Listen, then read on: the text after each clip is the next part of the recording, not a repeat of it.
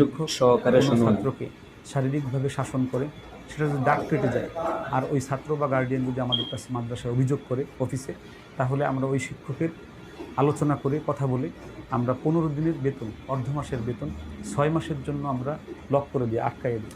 এটা কর্তন না, আটকাইয়ে দিই। এই 6 মাসের মধ্যে আবার যদি এরকম কোনো বাচ্চাকে শারীরিক শাসন করে বা মারে, তাহলে আমরা ওই বেতনটা একবারে বন্ধ করে দিই, বেতনটা আর পাই না।